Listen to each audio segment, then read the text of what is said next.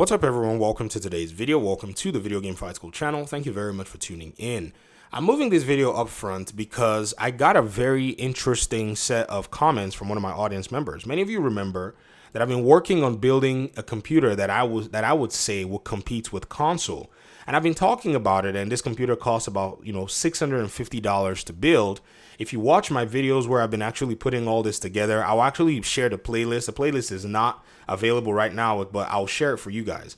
I came up with a console build that I thought was going to be capable of competing with the PlayStation and actually outclassing it in other areas. It's a very fine line to work, because that $650 budget is one that actually I put together from the perspective of when you actually buy your console. You spend about $500. This is how I paid for my PlayStation 5. I bought an extra controller for $60 on the spot. I went ahead and so far paid for PlayStation Plus since about 2020. Let's go ahead and equate that number to somewhere around, $50 to $60 to $70. So $50 for the first year. That's usually how PlayStation Plus will go. Plus about, say, $50 for the second year when they up the price to $80. And I'm sitting at $740. On average, I've bought some of these PlayStation exclusives since then. I think in about the 3 years I've had them, I've probably bought somewhere around 2 exclusives. Now, when you look at the cost of these games, even the so-called exclusives, compared to, the PC price point, whether it be third party or whether it even be, the PlayStation exclusives, you're going to pay about $10 more per console. And I've actually bought more than 2 games per year, maybe 4 brand new games a year, which has put me around $40 in terms of the annual cost. Times 3 years, that's about $120. Most of you have spent way more money than that, and we're looking at $860 for what it's cost me to run my PlayStation 5. Some people buy more games, and that number goes all the way to about $1,000.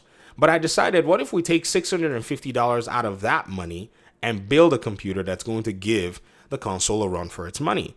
Since then, I got some feedback from some of my audience members in different forms, and one of my audience members here says that the 3060 is a pathetic choice because the 3060 Ti is a better, closer model to the PlayStation 5. Now, that's arbitrary because in terms of gaming, yes, the 3060 Ti will perform that way, but then when there are other tasks available like Unreal Engine, like doing 3D modeling and stuff, the PlayStation 5 and the Series X are hamstringed. They don't have the capability from the software perspective to be able to do that. So a 3060 Ti, which is a better GPU in a sense, is going to basically have that edge.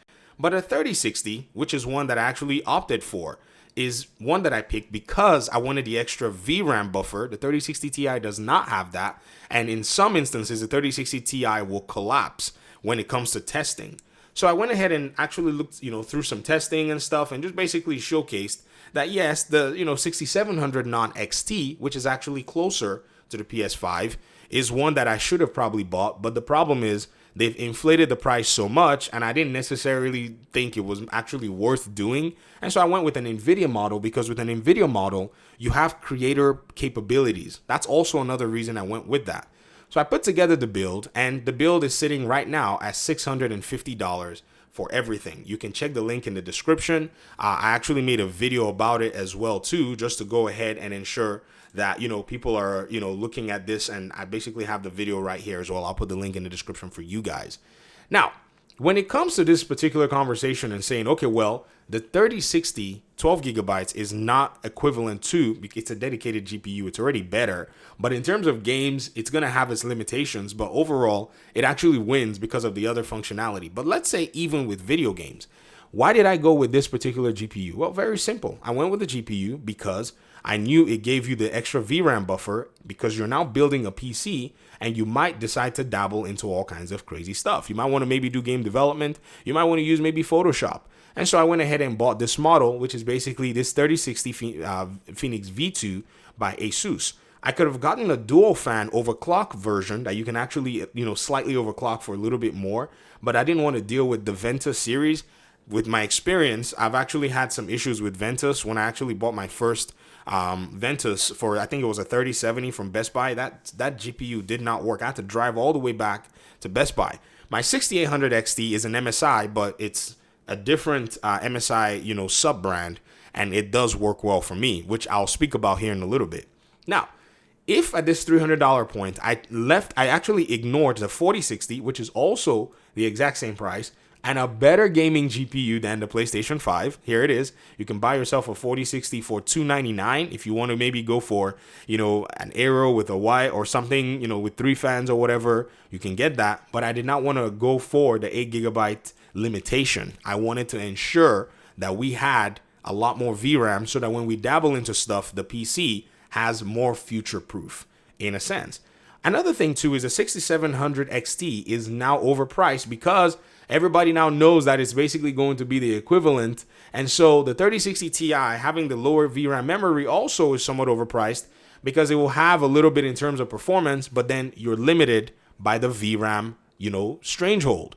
So again, even if I decided I was going to go with a 4060, I'd beat the console at the same price point, $650, and I haven't moved an inch.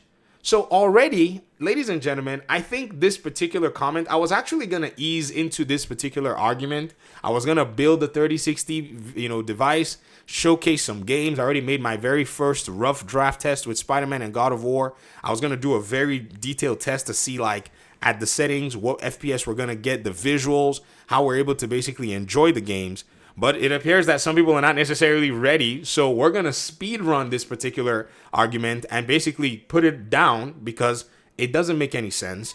And then we're also going to go ahead and ensure that, many people who are trying to come from the console to PC, they see that the console proposition is not necessarily designed to benefit the player, even though it appears to be so.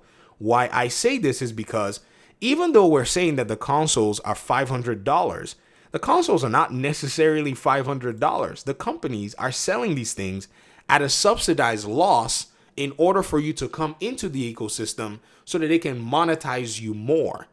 This is exactly the big elephant in the room that we haven't necessarily described. So here's the thing. When you go on YouTube, right, and you see all of these $500 PC builds, those videos are actually giving the benefit of the doubt to the console player because the console is actually not, its actual cost is not $500. The Verge had to put this article here that said the Sony's $499 PS5 is no longer selling at a loss, having sold millions of units for it to be able to catch up with the benefits that Nvidia and the manufacturers will give Sony, which is basically if you make this many, we'll give you these discounts, when in reality the true cost is more than $500, right? But the $399 digital was still at a loss at the time.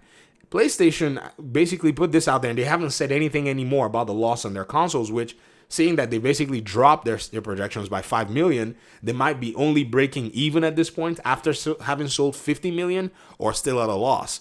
On Xbox's side, every console they sell loses up to $200. My guess is, if you read the quote from Phil Spencer, it's anywhere from $100 to $200.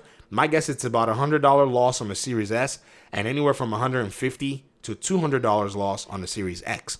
So if we actually estimate these console costs and we say, let's go on the low side, your console is probably around $600 in reality. So this machine at $600 is already overpriced, but it cannot sell it to you at $600. So they have to subsidize, sell you services, and sell you more expensive games in order for them to be able to retrieve the loss that they've taken and then make more money over time, keeping you in the ecosystem. Break out of it and wake up from the matrix. Because remember, my original number just now showed you at $860 or so. Remember? So if I wanted to obliterate the console, right, at $860, all I have to do is go ahead and change my GPU. After having been able to build everything with the $650 price mark, I still have $210 to my name, to my account. I can easily go and buy myself a 6800.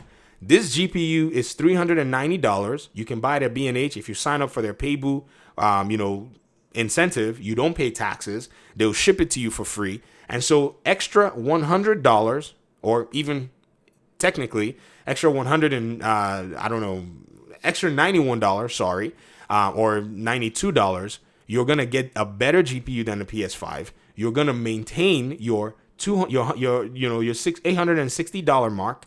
Basically, now we have 110, and now we can go to a higher CPU and get extra RAM on this build, and it's no longer a competition. We're now playing at native 1440 with a GPU like this, and a CPU that is $100 more than the CPU that I actually use for this build. CPU that I used was the Ryzen 5 5500. Let me go ahead and show you how much. Well, right now it's actually out of stock because that CPU can't stay. It can't stay in stock, anymore because it's just such a good value. CPU that can basically run Unreal Engine is insane. So this is what I paid for the most recent one that I bought. But if you want, you can go for the 5600, which also is a little bit more in terms of cost. It's already out of stock too. It's $134. So basically, you can now put that extra $34 to a better CPU. Or if you wanted to maybe go crazy, you can probably come up with, like, say, the 5700, 175. Hey, now you're in 8-core territory. Hey, we're no longer even sitting. You're no longer having that discussion anymore. It's already over. So again, I'm making this video for those of you who want to come to PC. Ladies and gentlemen, if you want to ignore the PS5 Pro and you don't want to basically deal with Sony's lockdowns in terms of keeping you in their ecosystem, knowing that you're going to still have the opportunity and the capability to play their exclusives, just wait a little bit. They'll come. I mean, the PC market is so big now. There's no longer the pressure of you having to basically play day one. You'll get the better version. You'll get it for less money. You have a back catalog. I got Alpha Protocol. Many of you don't even know what's going on. Let me kind of enjoy myself a little bit. Alpha Protocol is a game that I've been looking forward to playing for a while, and I went on Steam recently and realized that the game is no longer available on Steam. I was so bummed out. However, yesterday, out of nowhere, I saw that Alpha Protocol was available on Good Old Games. And to me, let me see, Alpha Protocol. I don't know how Good Old Games got, them to actually allow for the license. And I instantly copped it. Hopefully, I'll have some time to be able to play some of it. I'd like to mod my Steam Deck to be able to get a hold of this game. But hey, it is what it is. The benefits outweigh everything that a console can even imagine to bring your way. And I know we're probably going to get the questions of updating drivers and all of this stuff. It's not that complicated. It's just as easy as updating your phone in terms of doing updates on iOS and even Android. I can show that later in other videos, but I thought, why don't we just get the cost out of the way right now and ensure that, no one else, has any objections other than it's my preference, which is respectable, which is fine. Thanks for watching the video. I'll drop my very first video on the rough test that I've done. It's this video right here. Basically why a gaming PC is better value. It's 10 minutes. I quickly recorded it on the same computer, and then I tested out Spider-Man, and then I tested out God of War, and we were getting some beautiful performance. Even though that data is skewed, I just wanted you to see for your eyes the capability of a PC at work. Okay? So thanks so much for watching. We'll talk pretty soon in another one. Peace out.